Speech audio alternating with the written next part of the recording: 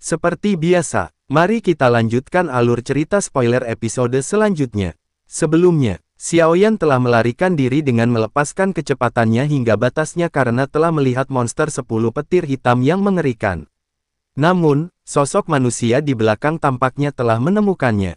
Terlebih lagi, orang ini tidak melarikan diri ke arah lain, melainkan mengejarnya. Sialan, aku tidak memiliki kemampuan untuk membantumu. Xiaoyan tanpa sadar mengutuk ketika dia merasakan tekanan menakutkan yang mengalir dari belakang. Orang itu jelas bermaksud mencari seorang penolong untuk bergandengan tangan dan melawan petir hitam.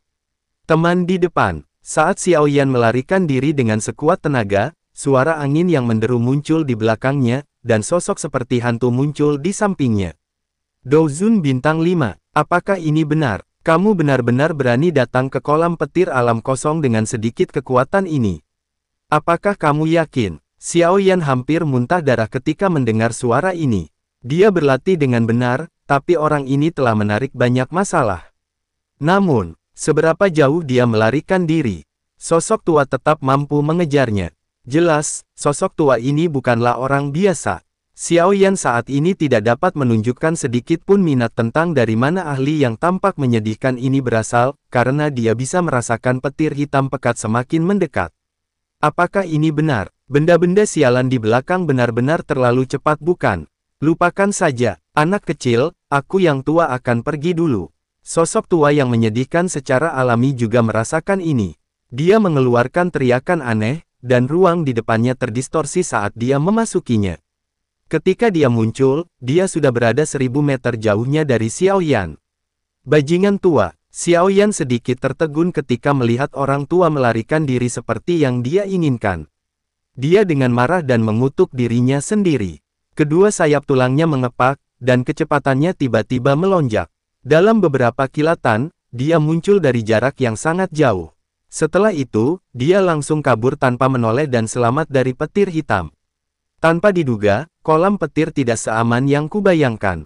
Pasti ada sesuatu yang menakutkan di bagian terdalam. Jika tidak, orang tua itu tidak akan melompat-lompat. Setelah menenangkan diri, ekspresi Xiaoyan berangsur pulih saat dia bergumam pada dirinya sendiri. Apakah itu benar? Kamu pikir benda itu dapat menyebabkanku melompat ke atas dan ke bawah? Jika aku tidak takut melakukan sesuatu dapat menimbulkan kerusuhan di dalam kolam petir. Aku sudah lama akan menghancurkan mereka. Suara Xiaoyan baru saja terdengar. Namun sebuah suara aneh meledak di samping telinganya. Dia buru-buru mengangkat kepalanya, hanya untuk melihat lelaki tua yang menyedihkan tergantung di depannya dan mengawasinya. Sudut mulut Xiaoyan tanpa sadar berkedut. Namun, karena kekuatan pihak lain yang menakutkan, dia hanya bisa menelan kutukan di mulutnya dan mengubah topik pembicaraan. Benda apa sebenarnya tadi? Sekelompok monster petir yang memiliki kecerdasan. Sosok tua melengkungkan bibirnya dan menjawab. Xiaoyan mengernyitkan alisnya ketika mendengar penjelasan ini. Matanya sejenak menyapu sosok tua. Tanpa diduga dia bertemu dengan seorang ahli di alam kosong ini. Namun, orang ini, yang berulang kali mengatakan apakah ini benar. Sepertinya memiliki karakter yang mengerikan dan hampir membuatnya mati. Anak kecil, meskipun kekuatanmu tidak cukup, kamu cukup cepat. Awalnya, aku berpikir untuk membantumu, tetapi kamu tiba-tiba lolos. Sosok tua menggosok kedua tangannya dan tersenyum saat berbicara. Aku hanya beruntung. Sudut mulut Xiaoyan terbuka, tetapi dia meneriakkan serangkaian kutukan di dalam hatinya. Siapa yang tahu apakah orang tua ini mengatakan yang sebenarnya? Atau tidak? Anak kecil, makhluk hidup di dalam kolam petir ini sangat aneh. Mereka semua terbentuk dari petir. Jika seseorang dapat menyerapnya, itu adalah makanan yang sangat lezat. Mengapa kita berdua tidak bergandengan tangan dan memasuki wilayah yang dalam untuk bersenang-senang?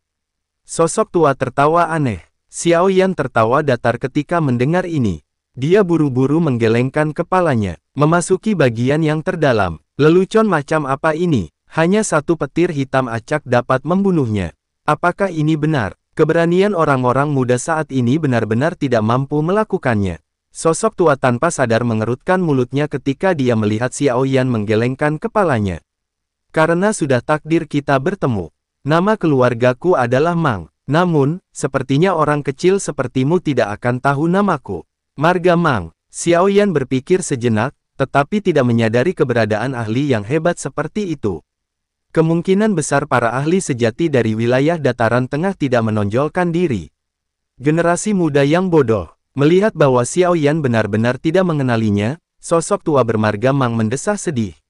Namun, kata-kata yang diucapkannya membuat Xiao Yan terdiam. Sementara itu, suara angin yang membelah tiba-tiba terdengar dari jarak yang sangat jauh saat Xiao Yan terdiam. Pada saat yang sama, sebuah suara yang jelas terdengar.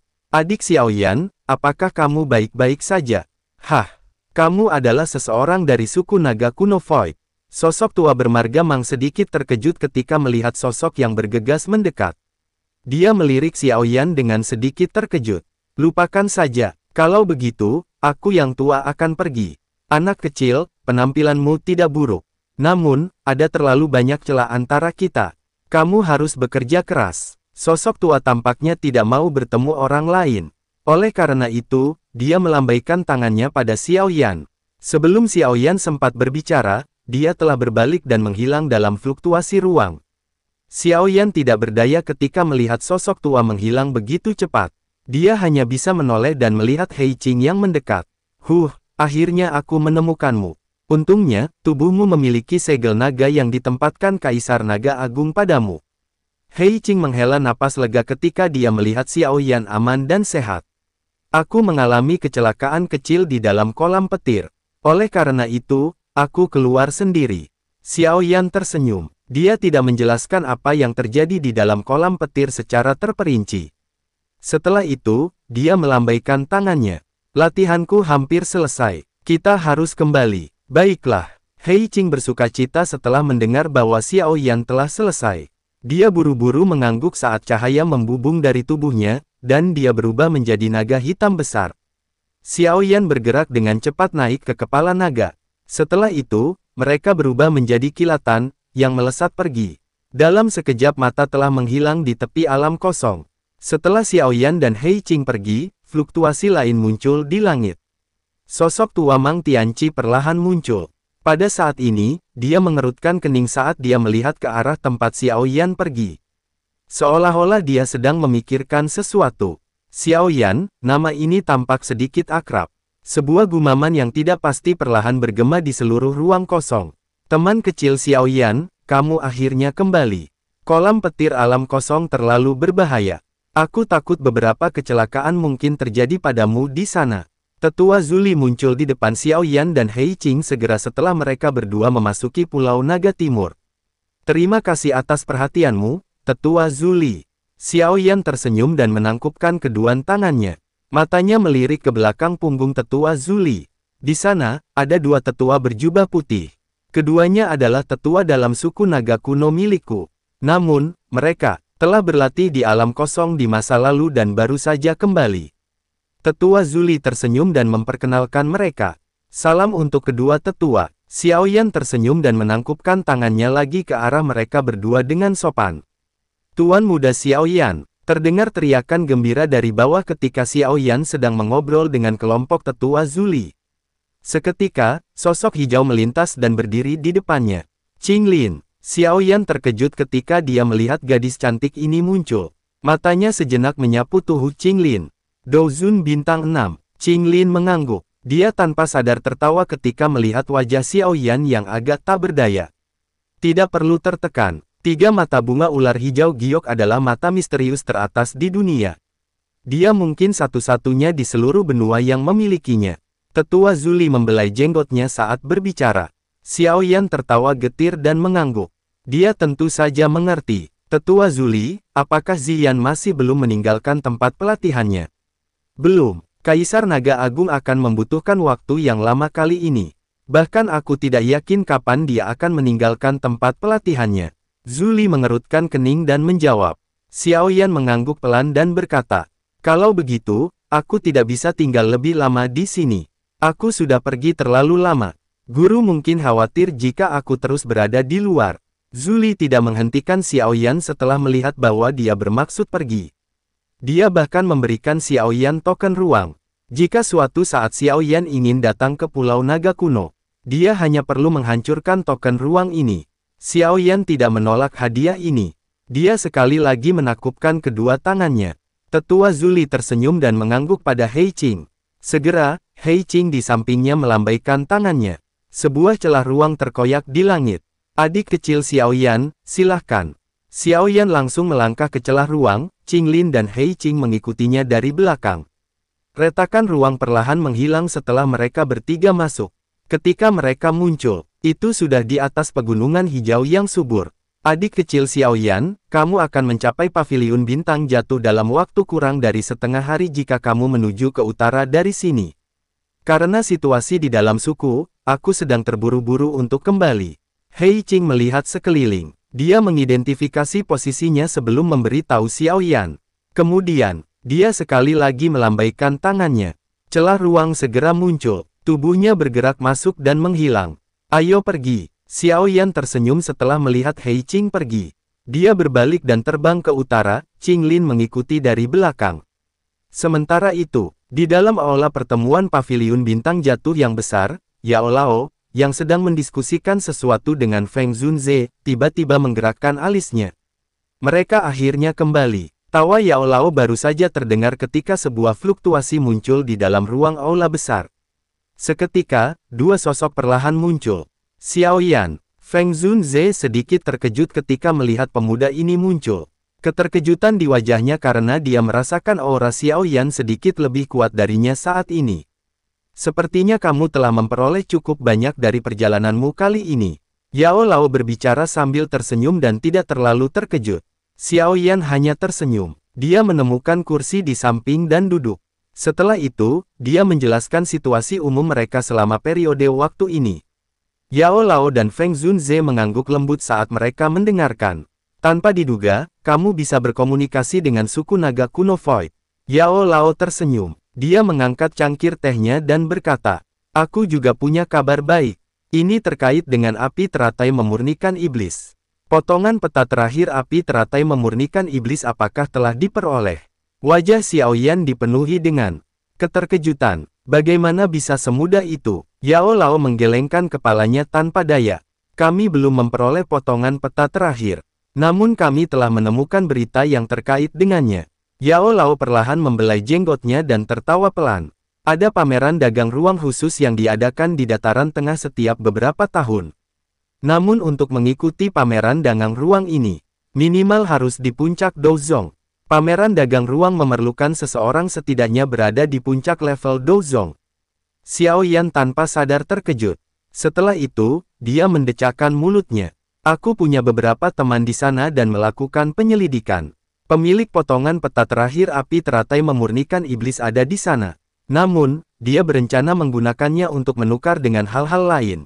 Yao Lao berkata, karena dia menyadari bahwa peta ini terkait dengan objek langka. Kemungkinan hadiah untuk menukarnya akan sangat besar. Xiaoyan menyuarakan pikirannya. Tidak ada pilihan lain. Jika kamu sangat membutuhkan api surgawi, kamu dapat melihat apakah ada berita tentang api surgawi lainnya atau mungkin merebutnya dari mereka yang memilikinya. Aku ingin tahu faksi mana di benua ini, selain lembah api terbakar, yang memiliki api surgawi terbanyak. Feng Zunze di samping bercanda. Xiaoyan tersenyum pahit. Bagaimana mungkin begitu mudah menemukan sesuatu seperti api surgawi? Faksi dengan api surgawi terbanyak di dunia ini kemungkinan adalah klan Yan. Yao Lao tersenyum dan tiba-tiba memberitahu. Klan Yan. Xiaoyan terkejut ketika mendengar ini. Faksi apakah ini? Mengapa dia tidak pernah mendengarnya? Itu adalah salah satu dari 8 klan kuno dan salah satu faksi tersembunyi. Dataran tengah tidak sesederhana yang terlihat. Yang disebut 1 aula 1 menara, 2 sekte, 3 lembah, 4 paviliun hanyalah bentuk umum. Beberapa faksi teratas yang sebenarnya tersembunyi, bahkan lebih dalam dari klan Gu. Yao Lao menjelaskan dengan samar. 8 klan kuno. Jantung Xiaoyan berdebar kencang saat mendengar istilah ini lagi. Dia ragu sejenak sebelum bertanya. Klan mana sajakah 8 klan kuno ini? Yao Lao terdiam sejenak. Baru kemudian dia menjawab. Klan Gu dan klan Hun termasuk dalam 8 klan kuno, selain kedua klan ini masih ada 5 klan lain. Mereka adalah klan Yan, klan Yao, klan Xi, klan Lei, dan klan Ling. Xiao Yan tanpa sadar menghirup udara dingin yang lembut saat mendengar nama-nama yang belum pernah dia dengar sebelumnya. Sepertinya hanya ada 7 klan. Xiao Yan terdiam sejenak sebelum tiba-tiba bertanya. Yao Lao menatap Xiao Yan. Sesaat kemudian, dia berkata, masih ada satu klan kuno yang telah ditinggalkan, klan Xiao, yang merupakan keluarga Xiao Mu saat ini.